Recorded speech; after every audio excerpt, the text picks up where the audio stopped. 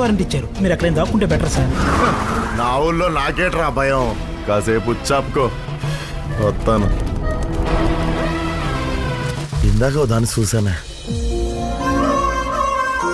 దాన్ని లాట్టుకుంటే కందిపోయింది అనుకో. వదిలేపోయావు మరి. మనసు ఇరిగిపోదానే.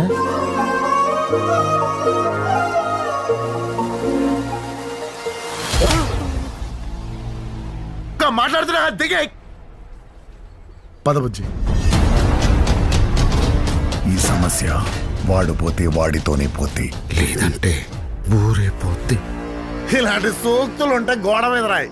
నేను ఉచ్చోసుకునేటప్పుడు చదువుతా. ఏంటి